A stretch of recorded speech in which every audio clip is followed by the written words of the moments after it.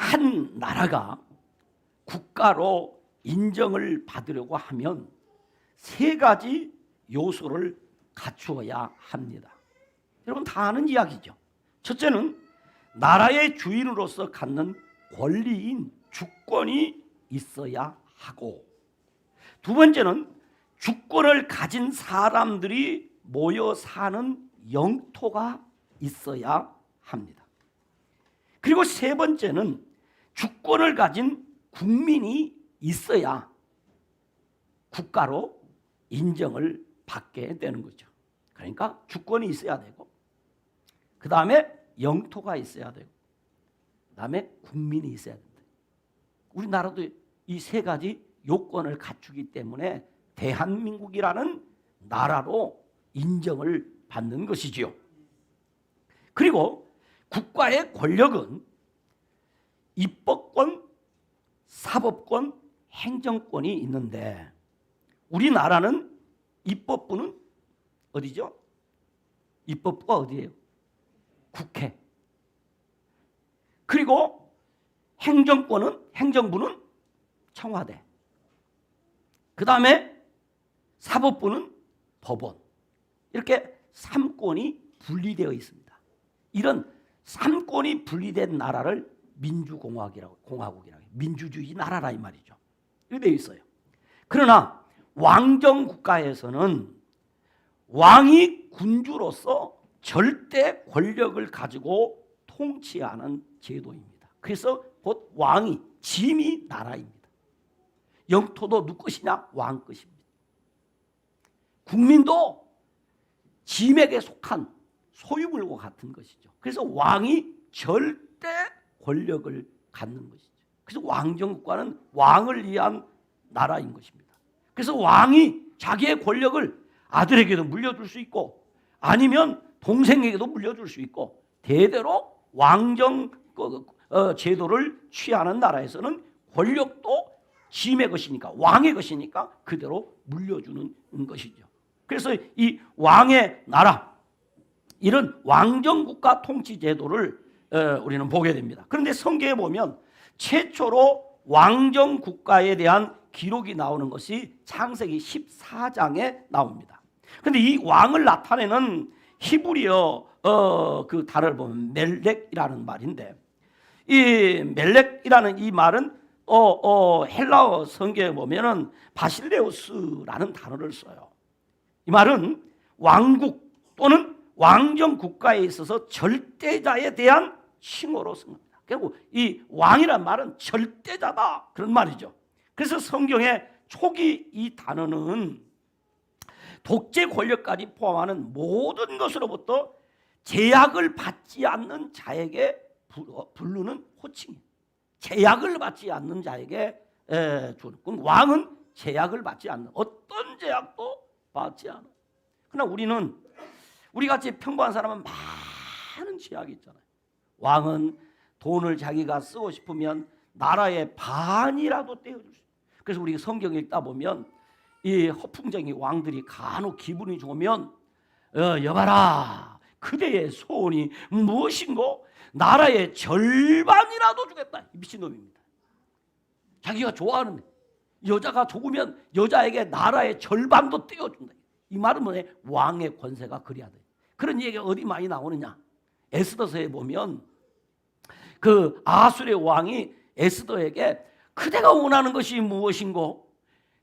그대가 원한다면 내가 나라의 절반이라도 주겠다. 이 말은 왕의 권세가 그만큼 대단하다. 그런 표현인 것입니다. 그런데 당시 성경 창세기에 보면 당시 왕들의 지배 영역은 매우 좁고 때로는 성읍 하나에 한정된 권력으로 족장 시대에는 족장이나 추장을 왕으로 불렀습니다. 후에 점점 왕들의 통치 영역이 확대되어 국가의 형태로 이루게 되는데 최초의 국가 형태로 나타난 모습은 바로 이집트, 애굽입니다. 애굽이 성경에 가장 그 강한 나라로 등장이 되는 것을 우리는 성경에서 볼 수 있습니다. 그런데 이렇게 왕에게만 이 멜렉이라는 이 명칭이 주어진 것뿐만이 아니라 이 말은 성경에 나오는 그 나라의 왕에게도 이런 명칭이 주어졌는가 하면 성경에 보면 이방 나라의 왕들에게도 역시 멜렉이라는 말을 써요. 그러니까 모든 권력자들이 갖는 최고의 권력을 가진 사람을 이 왕 혹은 멜렉이라고 부른다 이 말입니다. 그런데 이 단어가 하나님에게 이제 사용이 된다. 하나님을 왕이라고. 하나님이 왕이시다. 그리고 그 왕, 하나님의 왕권을 가지고 오신 예수님을 우리는 왕이라. 그래서 예수님이 오셨을 때 마태복음 보면 유대인의 멜렉으로 오신 분이 어디 계시느냐? 응? 유대인의 바실레우스로 오신 분이 어디 계시느냐? 유대인의 왕으로 오시다. 예수님을 왕이라고 표현했단 말이죠. 그리고 오늘 시편 본문에서는 하나님을 왕이라고 표현하고 있습니다. 그러니까 왕이라는 말을 사용할 때 왕의 말에는 반드시 순종해야 된다는 얘기입니다. 그 왕명은 만약에 왕명에 순종하지 않으면 그는 죽음입니다. 그런데 하나님이 왕이시다. 이 말은 하나님의 말씀에 뭐 해야 된다? 순종해야 된다. 예수님이 왕이시다. 이 말은 예수님의 말씀에 순종해야 된다. 그것을 수많은 이방의 나라들과 이스라엘 나라들을 예로 들어서 지금 우리에게 이해를 시키고 있는 것입니다. 그러니까 왕이 곧 우리의 생명과 같은 왕의 명령을 거역하면 죽어요. 그래서 왕의 명령을 잘 따르면 그 왕이 많은 호의를 베풀어 주게 됩니다. 그런데 말입니다. 성경을 읽다 보면 자주자주 절대 명령인 왕명을 거역하여 고통을 당하다가 후에 하나님의 큰 은혜와 복을 받는 사람들의 이야기가 아주 많이 나와요. 왕명임에도 불구하고 왕명을 거역하면 죽음인데 그 왕의 명령을 거역해서 많은 어려움을 겪습니다. 그런데 그 왕명을 거역한 사람들에게 하나님이 어떻게 하냐면 반드시 그에게 은혜를 베풀어 주시고 복을 주시더라. 왜 그럴까? 왜 왕명을 거역한 사람에게 하나님께서 은혜를 베풀어 주시고 복을 주셨을까 하는 궁금증이 생깁니다. 왜 그들은 왕명을 거역했을까? 그래서 오늘은 그 왕명을 거역한 사람들의 이야기와 그리고 그 왕명을 거역한 사람들에게 왜 하나님이 그때마다 은혜를 베풀어 주시고 복을 주셨는지를 한번 생각해 보려고 합니다.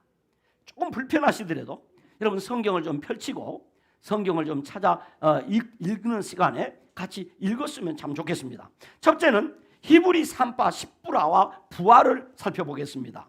애굽 왕은 이스라엘 백성들이 아주 번성하고 생육하여 그 이스라엘 백성들의 번성함을 억제하기 위해서 히브리 3파 10부라와 부하에게 이런 명령을 합니다. 너희는 히브리 여인의 해산을 도울 때에 아들이거든 죽이고 딸이거든 살려두라 그럽니다. 그런데 출애굽기 1장 17절에 보면 이렇게 기록되어 있어요. 한번 찾아봅시다. 출애굽기 1장 17절을 같이 읽습니다. 시작. 그러나 산파들이 하나님을 두려워하여 애굽 왕의 명령을 어기고 남자 아기들을 죽였다 살렸다. 자, 이 히브리 산파들이라는 것은 히브리 여인들이라는 얘기가 아닙니다. 히브리 여인들의 출산을 도와주는 산파들입니다. 요즘 산파 그러면 이해를 잘 못할 건데 요즘엔 그런 게 없어졌어요. 옛날에 보면 동네마다 이 산부인과 병원 말고 뭐 있었죠? 네, 그렇죠. 조산소가 있었어요. 그 조산소인 사람은 의사는 아니지만 여인들이 아이를 출산할 때에 출산을 도와주는 사람들입니다. 이 사람을 여기 오늘 성경에서는 산파라고 얘기했어요. 그래서 가서 히브리 여인들이 아기를 낳으면 남자아이가 나오면 어떤 이유 명분을 없이 그냥 죽이고 여자아이가 낳으면 살려주도록 하라 라고 왕명으로 이렇게 주어졌어요. 그런데 이 히브리 산파 십부라와 부하라는 여인은 애굽의 왕보다 누구를 더 무서워했다? 하나님을 뭐하여? 두려워하여. 애굽 왕의 명령을 어떻게 했다? 어겼다. 이 사람들이 어느 나라 사람이다? 이스라엘 사람이다? 애굽 사람이다? 애굽 사람. 애굽 사람이면 누구 말을 들어야 됩니까? 애굽 왕의 말을 들어야 됩니다. 그런데 애굽 왕의 명령을 어기고 남자 아이들을 살려줬습니다. 그리고 왜 그래 살렸냐? 그렇게 말하니까 이 여인들이 하는 말이 내가 살리고 싶어서 살린 것이 아니라 애 난다고 해서 갔더니 이미 낳습니다. 이미 다 낳아버렸기 때문에 내가 어떻게 할 수가 없습니다. 거짓말을 한 겁니다. 왕에게. 이렇게 했더니 20절로 21절에 보니까 이렇게 기록합니다. 20절로 21절을 같이 읽습니다. 시작. 하나님이 그 산파들에게 은혜를 베푸시니 그 백성은 번성하고 매우 강해지니라. 그 산파들은 하나님을 경외함으로 하나님이 그들의 집안을 흥왕하게 하신지라. 자, 그렇게 했더니 어떻게 했다고요? 하나님께서 그 산파들에게 뭘 베풀어 주셨다? 은혜를 베풀어 주셨다. 근데 왜 이 산파들이 그랬느냐? 아까 본문에서는 뭐라고 하냐면 하나님을 두려워했다라고 했습니다. 그런데 오늘 20절에서는 하나님을 뭐 했다? 경외했다. 그랬더니 하나님이 그들에게 은혜를 베풀어 주시고 그 백성들, 다시 말하면 산파들의 가정입니다. 그 백성들을 번성하게 하고 매우 강하게 해주시더라. 그리고 어떻게 그 집안을 어떻게 해주셨다? 흥왕하게 해주셨다. 왕명을 어겼는데 죽어야 마땅한 사람인데 죽지 않고 이렇게 하나님 앞에 복을 받았더라, 그 말이에요. 그러니까 애굽 왕의 명령을 어기는 것이 어떤 일이라는 것이죠? 복 받는 일이라는 거죠. 왕명을 어겼는데 복 받는 일이다. 제가 자주 말합니다. 복 받는 일을 해야 복을 받습니다. 아멘. 그래서 여러분, 젊은 사람들, 일할 수 있는 사람들은 어떻게 하든지 주의 일에 쓰임을 받는 그런 복을 누리시기를 바랍니다. 그냥 교회만 왔다 갔다 편하게 신앙생활하면 나중에 거둘 것이 없다는 거 여러분 아시지요? 왜? 복은 심어야 거두는 거니까. 그래서 여러분 할 수만 있으면 주의 일에 좀 피곤하도록 힘들도록 하시기 바랍니다. 그러면 다 나중에 하나님이 열매로 내게 주세요. 히브리 산파가 자기 목숨을 내놓고 하나님 두려워하는 마음으로, 하나님 경외하는 마음으로 생명을 살렸더니 그 가정이 잘되고 그 집안이 복을 받았다. 그런 이야기예요. 그러니까 하나님께서 왕명을 어긴 이 히브리 산파 시프라 부하에게 은혜를 베풀어 주시고 복을 주셨다, 그 말이에요. 두 번째는 모세의 아버지 아브람과 어머니 요게벳입니다. 모세의 아버지 아브람과 어머니 요게벳은 아들이 태어나거든 나일강에 던지고 딸이거든 살려두라라고 하는 애굽 왕의 명령을 어기고 아들이 태어났는데도 불구하고 석 달 동안이나 숨겨서 키우다가 죽이지 아니하고, 아들이 태어나면 죽이라고 그랬는데 죽이지 아니하고 갈대 상자를 만들어서 갈대 상자에 담아서 나일 강가에 있는 갈대밭 사이에 두었습니다. 큰일 날 일입니다. 그런데 그 아이를 그렇게 왕명을 어겨 숨겼는데 하나님께서 어떻게 했다? 은혜 주셨다. 왕명을 어겼는데 하나님께서 은혜를 주시고 하나님이 불쌍히 여겨 주셔가지고 바로의 딸이 하필 그 시간에 그 여종들을 데리고 나일강가에 물놀이를 나온 거예요. 그랬다가 이 갈대밭에 숨겨있는 어린아이를 발견하고는 이 어린아이에게 마음이 혹 쏠린 거예요. 왜? 하나님이 은혜를 베풀어 주시니까. 여러분요, 우리 이 조그마한 어린아이들이 믿음 생활 잘하면 하나님이 우리 아이들에게 은혜를 주셔갖고 유력한 사람이 학교에 갔든지 어디 가가지고 보고 그냥 이 아이를 사랑하는 마음이 확 생겨서 은인이 될 수 있는 거예요. 하나님이 은혜를 주시고 이 갈대상자에 담긴 아이를 보고 바로의 딸 그 공주가 그냥 이 아이를 보고 그냥 이 아이에게 반한 거예요. 그래가지고 어떻게 하느냐, 이 딸이 이 아이를 건져내서 물에서 건졌다 그래고 이름을 하나 지어줬어요. 그게 모세예요. 건져낸 사람. 물에서 건져냈다. 건져낸 사람이 이게 모세예요. 그래놓고 이 아이를 자기 아들, 왜냐하면 이 바로의 공주는 아이를 낳지 못하는 불임 여성이었어요. 그래서 어떻게 됐냐면 모세의 어머니가 요게벳이 그 아이를 키우고 그 돌보는 이런 은혜를 입었어요. 왕명을 어겼는데 이런 은혜를 입어. 뿐만 아니라 이 모세는 당시 최고의 명문인 이집트 궁중 학문을 익히도록 해서 출애굽의 지도자가 되는 복을 받았어요. 도대체 왜 왕명을 어긴 아브람과 요게벳이 이렇게 하나님 앞에 은혜를 받고 복을 받았을까 하는 것이죠. 그 다음에 세 번째는 모세와 이스라엘 백성들입니다. 모세와 이스라엘 백성들은 애굽을 떠나가는 일은 절대로 안 된다라고 하는 애굽 왕의 명령에도 불구하고 왕명을 어기고 출애굽을 감행했습니다. 그런데 하나님께서는 애굽 사람의 은혜를 받게 하셨습니다. 애굽 땅에 있는 바로의 신하와 백성의 눈에 아주 위대하게 보이도록 해주셨습니다. 그래서 은금 패물과 의복을 구하는 대로 애굽 사람들이 다 베풀어 주셨어요. 그러니까 돈도 하나님이 은혜 주셔야 벌리는 거예요. 아멘입니까? 여러분 돈도 아무리 내가 벌고 싶으면 하나님이 복을 주시면 돈이 막 날개를 달고 막 나를 찾아와서 사장님 나하고 함께 살아요. 그런데 물질의 복을 못 받으면 잡아다 나도 날아가 버리고 기어가 버리고 도망가 버리고 빠져나가 버리고. 물질도 복 받아야 돼요. 아멘. 여러분의 그런 복이 있기를 축원합니다.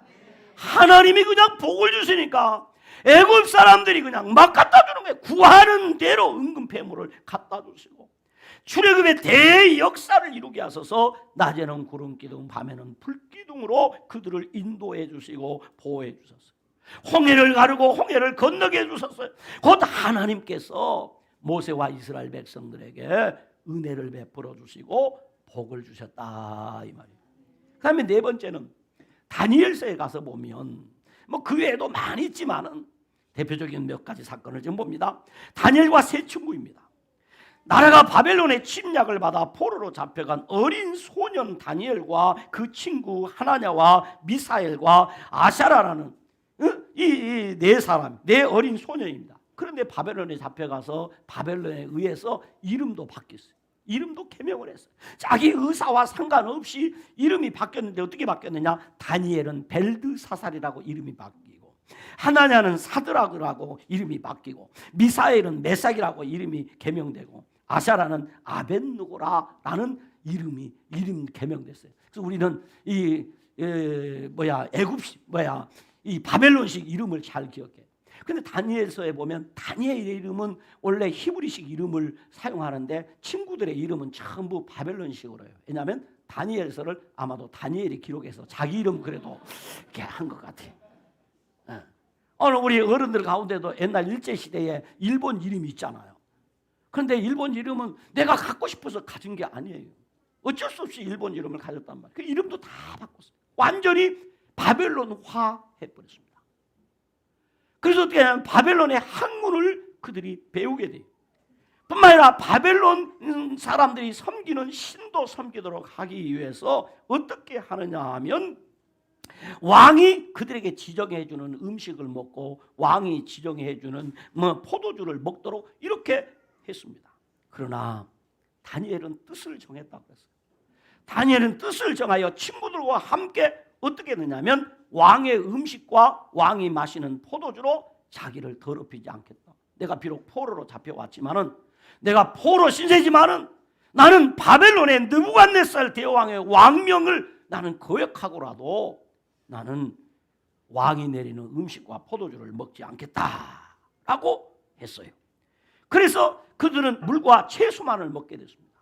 그렇게 기름진 바벨론의 그 맛있는 고기를 거역해서, 그리고 물하고 채소만을 먹기로 했어요. 그랬는데 다니엘서 1장 9절에 보니까 이렇게 기록해 놨어요. 다니엘서 1장 9절 같이 한번 읽어볼까요? 시작. 하나님이 다니엘로 하여금 환관장에게 은혜와 긍휼을 얻게 하신지라. 하나님께서 다니엘로 하여금 그 환관장에 뭘 있게 해주셨다? 은혜를 있게 해주셨다. 은혜 베풀어 주셨단 말. 여러분, 우리가 하나님의 은혜를 입어야 됩니다. 할렐루야.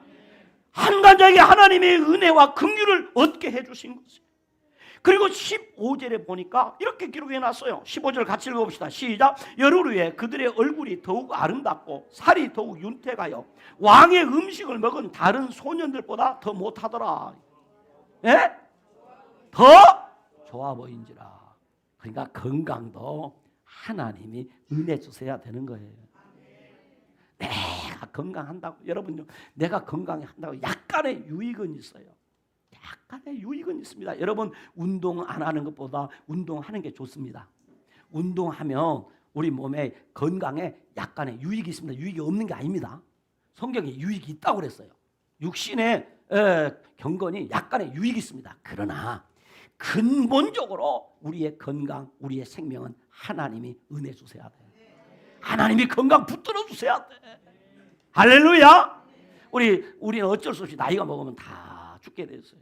다 죽어. 그런데 죽더라도 하나님의 은혜를 입어서 건강하게 살다가 윤택하게 살다가 천국 가야 돼요. 아멘. 이렇게 설교하고 떵떵거리고 설교하던 목사도 건강하게 살다가 건강한 모습으로 천국 가기를 소원합니다. 여러분, 하나님이 건강을 주셔야 돼요. 열흘 후에 가서 보니까 하나님께서 그들의 얼굴이 다 아름답게 해주시고, 아름답게, 소년들이니까, 어린 아이들이니까 얼굴이 아주 뽀얀이 이쁜 거예요. 그뿐만이 아니라 얼마나 하나님이 그들에게 은혜를 주셔서 윤택한 거예요. 건강한 거예요. 그뿐만 아니라 16절에 보니까 이렇게 기록해 놨어요. 자, 16절 같이 읽읍시다. 시작. 그리하여 감독하는 자가 그들에게 지정된 음식과 마실 물을 제하고 채식을 주니라. 그들의 소원대로 먹을 걸 주는 거예요. 그리고 17절에 보니까 이렇게 기록합니다. 17절 읽어봅니다. 시작. 하나님이 이 네 소년에게 학문을 주시고 모든 서적을 깨닫게 하시고 지혜를 주셨으니 다니엘은 또 모든 환상과 꿈을 깨달아 알더라. 보세요. 다니엘과 그 친구들이 그 애굽의 바벨론에 잡혀온 다른 소년들, 또 바벨론의 그 소년들, 이런 소년들보다도 어떻게 했느냐? 하나님께서 학문을 주셨다고 했어요. 그러니까 하나님이 공부하는 사람에게 공부할 수 있는 능력을 주셔야 되는 거죠. 그 능력을 하나님 받지 못한 사람은 열심히 해서 겨우 실력은 유지하지만은 그 상위 탑 클래스에는 하나님이 지혜를 주셔야 되는 겁니다. 근데 우리 학생들이 간혹 우리 엄마들이 아빠들이 믿음이 없어가지고 너 공부하니까 주일날 교회 가지 마라. 너 월요일 시험이잖아. 그러니까 공부해. 아이 죽이는 독약을 먹이는 겁니다. 시험이잖아. 주일날 교회 가서 은혜 받아야 너 시험 잘 보지. 이렇게 말해야지. 너 시험인데 어디 교회 가려고 그래. 공부해야 되잖아. 아이 죽이는 거예요.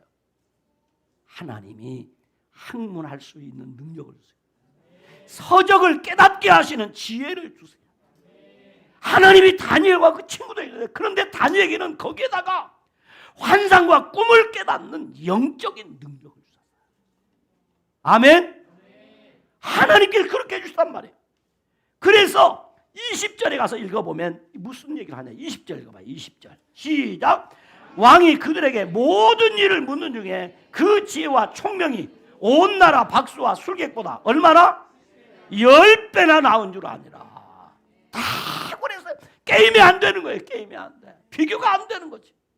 여러분, 하나님께서 우리에게 이런 지혜를 주시고 명철을 주시면요, 하나님이 그렇게 붙들어 주시면요, 당해낼 사람이 없는 거죠. 그들은 바벨론의 음식을 먹지 않았는데도 불구하고 하나님께서 그렇게 은혜를 주셨단 말이에요.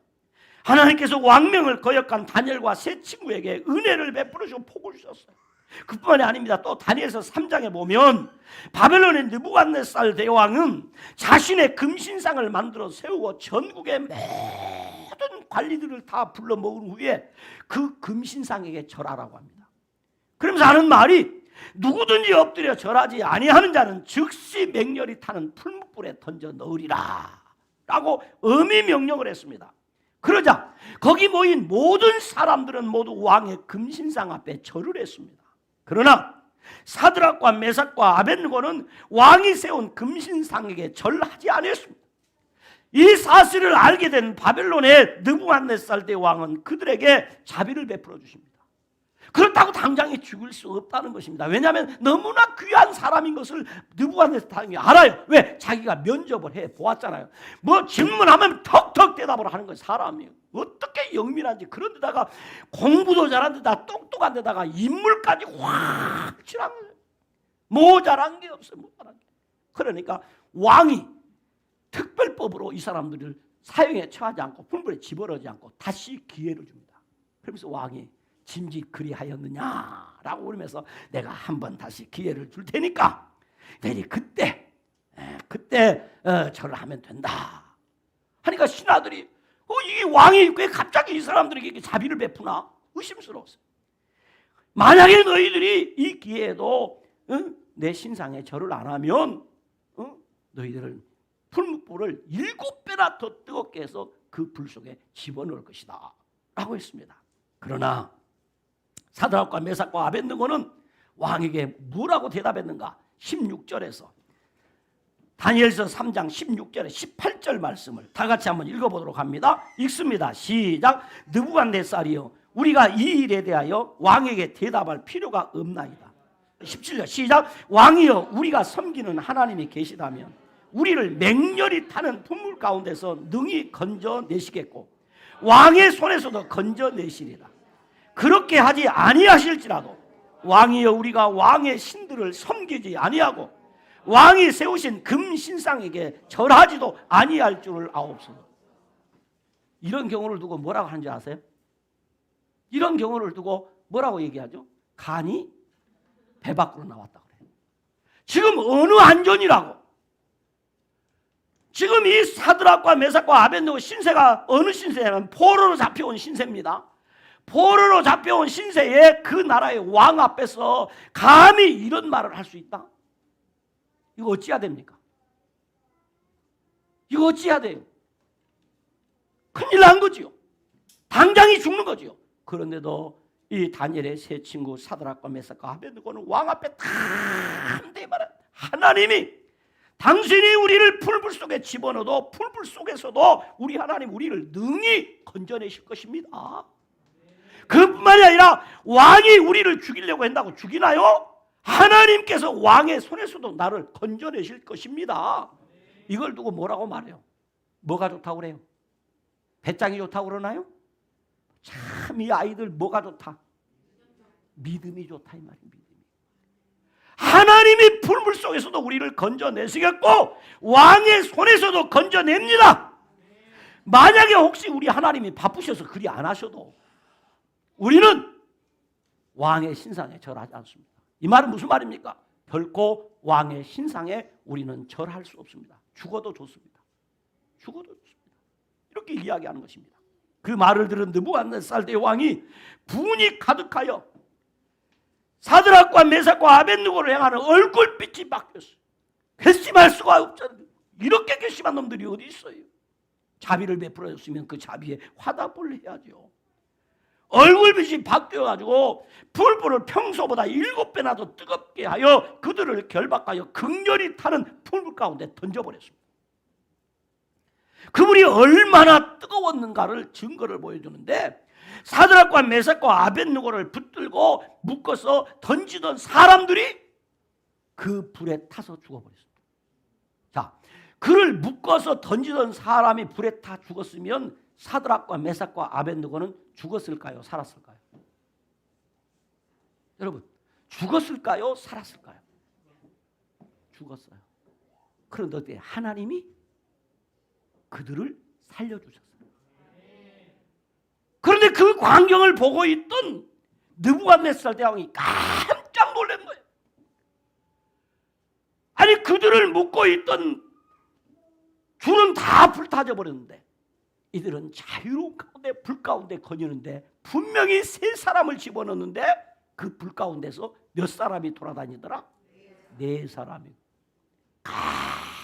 깜짝 놀라서 느부갓네살 왕이 급히 명령을 합니다. 저들을 빨리 그 불구덩이에서 건져내도록 하라. 하고 건져내고 보니까 세상에 이 불구덩이, 푸른불 속 7배나 뜨거운 불구덩이 속에 들어갔는데도 불구하고 이 사람들이 몸에 걸리는 냄새 하나도 없어요. 머리카락 하나 걸리지 않았어요. 우리가 상상할 때 어떻게 했어요? 그런 불구덩이 속에 들어갔으면 들어가는 순간 머리는 다 타서 없어지잖아요. 성경에 보니까 그들이 하나님께서 그들을 맹렬히 타는 불 가운데서 지켜주심으로 말미암아 몸은 물론이고 머리털도 겉옷도 변하지 아니하고 불탄 냄새도 없는 것을 확인했습니다. 사드락과 메삭과 아벳느고의 하나님께서 그의 천사를 보내사 자기를 의뢰하고 왕명을 거역하고 하나님만을 섬기고 왕명을 어기고 절하지 아니한 그들을 구원해 주셨어요. 그들에게 은혜를 주셨어요.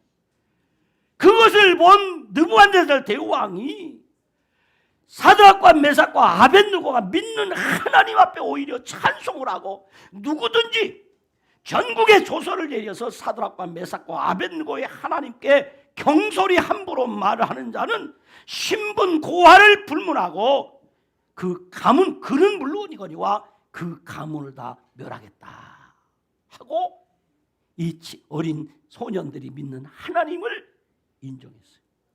그리고 30절에 보면 이런 말씀을 합니다. 3장 3절 읽어봅시다. 시작. 사드락과 메삭과 아벳느고를 바벨론 지방에서 어떻게 했더라? 더욱 높였더라.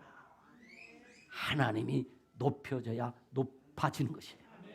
하나님이 복 주셔야 되는 것이. 우리 청소년들 잘 들으세요. 내가 한다고 되는 거 아니에요. 여러분, 내가 한다고 해서 된다면 못 될 사람이 아무도 없어요. 다 잘 됐을 거예요. 그러나 하나님이 은혜 주셔야 되고 하나님이 복 주셔야 되는 것이에요. 하나님께서는 왕명을 거역한 사드락과 메삭과 아벳느고에게 은혜를 베풀어 주시고 복을 주셨습니다. 그뿐만인가요? 다니엘서 6장으로 가서 보면 시대가 바뀌었습니다. 다리오 왕 시대가 되었습니다. 다리오 왕은 고관 120명을 세워 전국을 통치하게 하고 또 그 위에 총리 셋을 두었는데 그 세 총리 중에 다니엘이 포함되어 있었습니다. 그런데 다니엘서 6장 3절에 보면 이런 말씀이 기록되어 있습니다. 한번 같이 읽어봅시다. 다니엘서 6장 3절 시작. 다니엘은 마음이 민첩하여 총리들과 고관들 위에 뛰어남으로 왕이 그를 세워 전국을 다스리게 하고자 한지라. 어떻게 다니엘은 마음이 민첩했어요. 왜 민첩했죠? 하나님이 지혜를 주셨기 때문에. 어떤 사람은 말해도 말귀를 못 알아먹는 사람이 있어. 왜? 마음이 민첩하지 못해서. 마음이 느려 터져서. 그런데 하나님이 은혜 주시면 한마디 하면 10개를 깨달아. 아멘? 한마디 하면 10가지를 깨달아. 어떤 사람이 10마디 했는데 한 개도 못 깨닫는 사람이 있어. 이런 사람하고 같이 일하려면 속이 터져 죽지. 터져 죽지. 하나님께서 다니엘에게 마음의 은혜를 주셨어요. 얼마나 뛰어나든지 왕이 그를 세워 전국을 총리 셋을 세웠는데 그 총리 중에 수석 총리인 거죠. 그러니까 4절에 보니까 어떤 일이 벌어졌냐. 4절 읽어봅시다. 시작. 이에 총리들과 고관들이 국사에 대하여 다니엘을 고발할 근거를 찾고자 하였으나 아무 근거, 아무 허물도 찾지 못하였으니 이는 그가 충성되어 아무 그릇됨도 없고 아무 허물도 없음이더라. 그러니까 총리들이, 다른 사람들이 이 다니엘에게 자기들 같은 자 다니엘 뒷조사를 다 해봤어요. 뭐 고발거리가 없는가 하고 찾아봤더니 아무 근거, 아무 허물도 찾지 못했다 그랬어요. 왜? 다니엘은 하나님 앞에서나 사람 앞에서 충성됐기 때문에. 그릇됨이 없었어. 아무 허물이 없어서 털어서 먼지가 안 나는 사람이었어요. 그러나 그들은 다니엘을 제거하려는 음모를 포기하지 아니하고 다니엘의 신앙 문제로 고발할 증거를 만들기 위해서 30일 동안에 누구든지 왕위에 어떤 신이나 사람에게 기도하지 못하도록 하고 그 법을 어기는 자는 사자굴에 던져 넣도록 하는 다니엘만을 잡기 위한 한시적 악법을 만들었어요. 그런데 이런 악법인 줄 모르고 그냥 왕이 어인을 찍어서 전국 각지의 왕의 이름으로 반포를 했습니다. 그런데 다니엘서 6장 10절을 읽어보세요. 자, 다니엘 6장 10절입니다. 같이 읽습니다. 시작. 다니엘이 이 조서에 왕의 도장이 찍힌 것을 모르고 알고도 자기 집으로 돌아가서 입방에 올라가 예루살렘에 간 창문을 열고 전에 하던 대로 하루에 3번씩 무릎을 꿇고 뭐 했더라? 기도하며 그의 하나님께 뭐 했다? 감사했다. 왕명을 어기고 의인이 지킨 걸 알고 죽는 줄 알고 사자굴에 들어간 줄 알고 그는 법을 어겼어요. 악법이단 말이에요. 결국 다니엘은 굶주린 사자굴 속에 던져졌습니다. 그러나 하나님이 천사를 보내어 사자들의 입을 봉하여 다니엘을 해치지 못하도록 보호해 주셨습니다. 다니엘이 믿는 하나님을 다리오 왕으로 하여금 인정하도록 할 뿐만 아니라 다니엘을 존귀한 자로 높여 고레스 왕 시대까지 형통한 자로 살게 해 주셨습니다. 그러니까 하나님께서는 왕명을 거역한 다니엘에게 큰 은혜를 베풀어 주시고 큰 복을 주셨단 말이죠. 예수를 믿으면서 가래부터 다 쓸개부터 다 자기 이익만 추구하는 이런 사람이 아니에요. 예수를 믿으면서 자기 유익만 쫓아가는 사람 아니란 말이에요. 하나님이 높여주셨어. 하나님이 은혜 주셨어. 하나님이 복을 주셨어. 이런 일이 너무 초대교회 지도자들도 마찬가지입니다. 오순절 성령 강림으로 새롭게 무장한 사도들과 성도들은 가는 곳곳마다 부활의 복음을 전하면서 기도하여 많은 기적과 능력이 나타났습니다. 수많은 전도의 열매를 맺게 되었습니다. 그러자 제사장들과 성전 맡은 자들과 사두개인들 그리고 관리들과 장로들과 서기관들이 성전 이 초대교회 지도자들을 죽이기 위해서 예루살렘에 모였어요. 그래서 대제사장 안나스와 가야바와 요한과 알렉산더와 그 대제의 문중들이 왕의 권세를 얻어가지고 왕의 이름으로 이 사도들을 겁박하고 핍박을 합니다. 그러면서 그들이 묻습니다. 너희는 도대체 무슨 권세로 누구의 이름으로 이런 일을 행하자고 물었습니다. 그랬더니 제자들이 다 담대하게 예수의 이름으로 합니다. 그랬더니 이 사람들이 지도자들이 정치 지도자들이 예수의 이름으로 말하지도 말고 가르치지도 말라고 합니다. 예수 이름은 말도 하지 마라 라고 합니다. 그러나 베드로와 요한은 하나님 앞에서 너희의 말을 듣는 것이 하나님의 말씀을 듣는 것보다 옳은가 판단하라. 우리는 보고 들은 것을 말하지 아니할 수 없다라고 하며 그들은 날마다 성전에 있든지 집에 있든지 예수는 그리스도라고 가르치고 전도하기를 그치지 아니했다 그랬어요. 그 결과 교회는 더 크게 부흥했습니다. 더 큰 하나님의 은혜와 복을 누리게 되었습니다. 그렇다면 왕명을 거역한 이유가 무엇일까요? 로마서 13장 1절로 2절에 보면 이렇게 기록해 놨어요.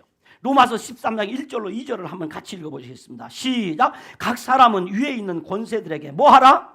복종하라. 권세는 하나님으로부터 나지 않음이 없나니 모든 권세는 다 하나님께서 정하신 바라. 그러므로 권세를 거스리는 자는 뭘 거스려? 하나님의 명을 거스림이니 거스르는 자들은 뭐 어떻게 한다? 심판을 자취하느니라. 그러니까 왕의 명령에 어떻게 하라는 얘기예요? 순종하라 그랬어요. 순종하라. 그런데 왜 왕명을 거역했을까요? 성경은 분명히 왕의 명령에 거역하지 말아라, 순종하라고 그랬어요. 왕의 명령을 거역하는 것은 하나님의 명령을 거역하는 것이라고 했어요. 그런데도 이들은 모두 왕명을 거역한 사람인데 그 왕명을 거역한 사람들에게 하나님이 은혜를 베풀어 주시고 왕명을 거역한 사람에게 하나님 복을 주셨어요. 성경이 안 맞잖아요. 분명히 성경은 권세자들에게 복종하라고 그랬어요. 권세자에게 복종하지 않는 것은 하나님의 명을 어기는 것이라고 말했습니다. 그런데 어찌해서 권세자의 명령에 거역하고 거부한 자들에게 하나님이 은혜를 주실까? 그들에게 어떻게 하나님 복을 주실까? 여러분도 그런 생각 들지 않습니까? 오늘 이 말씀을 들으면서 나도 그런 은혜 받고 싶다. 전혀 아니네. 나 그런 은혜 안 받고 편하게 살고 싶다. 나는 좀 고통스러워도 그 은혜를 받고 싶어. 나는 그 복을 받고 싶어. 그런데 왕명을 어기는 일이 어려운 일이에요. 힘든 일이에요. 그런데도 불구하고 왜 하나님이 그들에게 은혜를 베풀어 주시고 복을 주셨는가? 오늘 설교 본문인 시편 145편 1절에 보면 이스라엘의 제2대 왕인 다윗 왕은 하나님을 향하여 어떻게 이야기하는지 다시 한번 읽어보십시다. 본문 시편 145편 1절입니다. 같이 읽습니다. 시작. 왕이신 나의 하나님이여 내가 주를 높이고 영원히 주의 이름을 송축하리다 라고 했습니다. 그런가 하면 시편 5편 2절에 보면 나의 왕 나의 하나님이여 내가 부르짖는 소리를 들으소서 내가 주께 기도하나이다 라고 합니다. 그런가 하면 시편 44편 4절에도 하나님이여 주는 나의 왕이시니 야곱에게 구원을 베풀어 주옵소서라고 하고 시편 74편 12절에도 하나님은 예로부터 나의 왕이시라 라고 합니다. 그런가 하면 시편 84편 3절에도 나의 왕 나의 하나님 만군의 여호와라고 합니다. 반복해서 여기 오늘 나타나는 하나님께 대한 표현이 있는데 하나님은 나의 왕이시라. 따라서 하나님은 나의 왕이시라. 오늘 시편 기자가 반복해서 말해 하나님은 나의 왕이시다. 나의 왕이시다. 왕이신 나의 하나님이시다. 왕이신 하나님. 그런데 디모데 전서 6장 15절에 보면 하나님은 유일하신 주권자이시며 만왕의 왕이시며 만주의 주라고 했어요. 하나님은 만왕의 왕이시다. 요한계시록 17장 14절과 19장 16절에 신이 사람의 몸을 입고 이 땅에 유대인의 왕으로 오셔서 우리 죄를 위해 죽으시고 부활하신 그 예수님, 그 승천하신 예수님, 다시 오실 재림하실 예수님께서 말씀하기를 만왕의 왕이요 만주의 주라고 했어요. 그러므로 다윗 왕은 하나님을 향하여 왕이신 나의 하나님이라고 불렀습니다. 따라서 합시다. 왕이신 나의 하나님. 왕이신 나의 하나님. 그렇습니다. 하나님은 왕 중의 왕이시며 만왕의 왕이십니다. 바로 왕이신 나의 하나님이십니다. 그래서 하나님께서는 다윗을 이스라엘의 역대 왕 중에서 최고의 왕으로 평가를 했어요. 자기가 왕입니다. 내가 왕이다 이래야 되는데 내가 왕이라는 말은 하지도 않냐고 하나님이 왕이시다. 여러분, 이 다윗의 신앙은 정말 우리가 견줄 수 없어요. 자기의 모든 재산을 다 하나님 앞에 내어놓고도 하는 말이 하나님이 주신 것 하나님께 드렸을 뿐입니다. 우리는 짓거리만큼 뭐 해놓고 내가 했습니다. 사람이 스케일이 달라. 다윗은 자기가 왕 중에 왕입니다. 이스라엘 역사 중에 다윗 같은 왕권을 가진 사람이 없습니다. 그런데도 그가 말하기를 내가 왕이 아니고 하나님이 왕이십니다. 이런단 말이에요.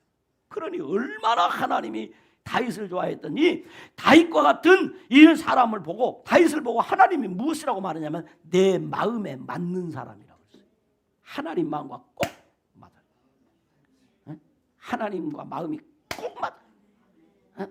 그래서 이스라엘 왕들 중에 아니 북쪽 이스라엘 남쪽 왕이든지 간에 모든 왕들의 행위에 대해 평가했을 때에 그의 조상 다윗 같이 행했다.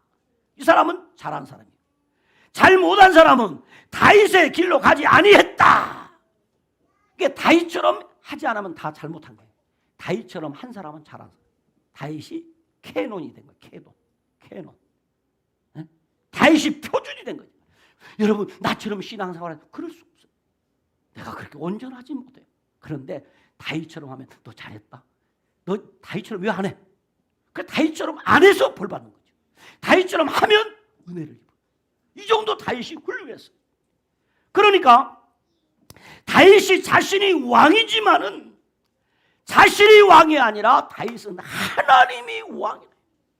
그러므로 다윗은 하나님 그분을 왕으로 섬기면서 그분의 명을 따라서 살았어요.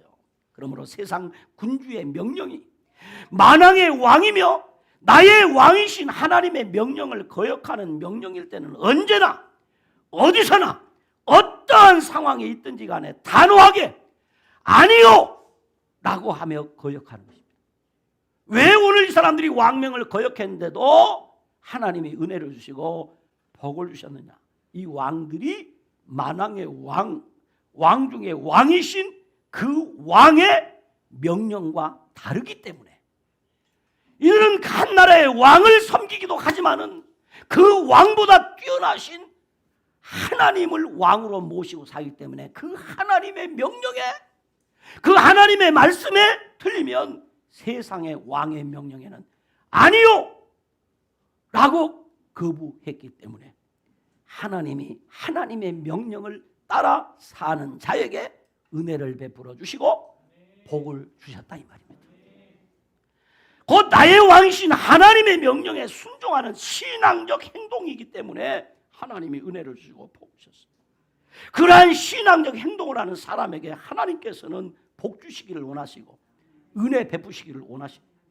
그래서 나의 왕이신 하나님의 명령을 따라 사는 경건한 하나님의 사람들은 그 길이 물속일 수도 있고 불꽃일 수도 있고 이 세상에서 애로운 길일 수도 있고 버림당하는 경우일 수도 있고 때로는 굶주리고 헐벗고 목마르고 괴로운 길일 수도 있고 온갖 종류의 생명을 빼앗는 뜨거운 불물 속일 수도 있지만은 만왕의 왕이신 하나님의 명령에 순종하여 자기의 신변이 위험을 당하고 어려움을 당해도 아니요! 라고 거부하는 것입니다. 보이는 왕의 명령이 아니라 보이지 아니하는 왕의 명령을 믿고 따르는 사람들이기 때문에 그들은 보이는 왕의 명령에 거부했어요.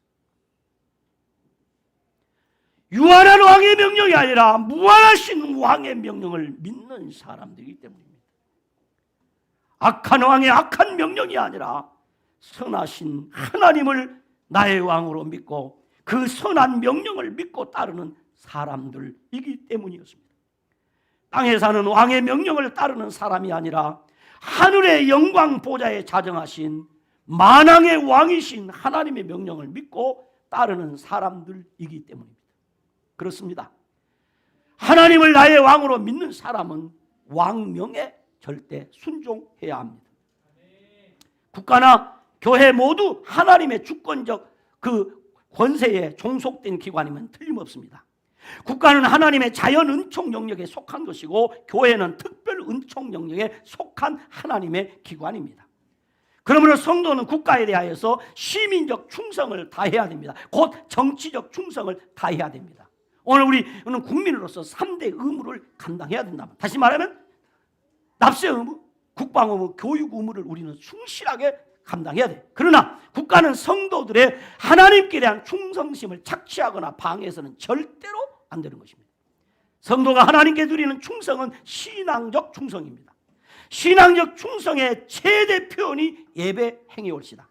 그러므로 우리는 눈에 보이는 대로만 보고 듣고 생각하고 판단하고 행동하는 사람이 아니라 보이지 아니하는 하나님의 세계를 보고 보이지 아니하는 하나님의 음성을 듣고 보이지 아니하는 하나님의 생각을 하고 보이지 아니하는 하나님의 생각으로 판단을 하고 보이지는 않지만 실존하시는 나의 왕이신 하나님께 충성을 다해야 합니다. 그러므로 보이는 왕의 명령이 보이지 아니하는 하나님의 명령과 반대될 때는 보이는 왕의 명령을 단호히 거부하고 보이지 아니하는 하나님의 명령에 순종하는 것이 진정한 순종인 것입니다. 그 순종을 하나님은 보고 싶어 하시고 그 순종에 하나님이 은혜를 주시고 그 순종하는 자에게 하나님이 복을 주시는 것입니다. 나의 왕이신 하나님께서 반드시 하나님의 명령에 순종하는 자에게 은혜를 베풀어 주시고 반드시 큰 복을 주시는 것입니다. 그러므로 하나님을 나의 왕으로 믿는 사람은 왕명에 절대 순종하게 되는 것입니다. 기도하시겠습니다. 하나님 아버지 감사합니다. 하나님을 나의 왕으로 믿고 살아갈 수 있도록 하나님이 우리를 하나님의 백성 삼아주셔서 감사합니다. 하나님이 이제는 하나님의 명령을 따라 살아가는데 부족함이 없도록 우리에게 믿음을 주시고 은혜를 내리워 주시옵소서. 하나님의 명령에 절대 순종함으로 하나님 앞에서 은혜를 입고 복을 받아 사는 복되고 귀한 성도들 되게 하옵소서. 예수님 이름으로 기도드리옵나이다. 아멘.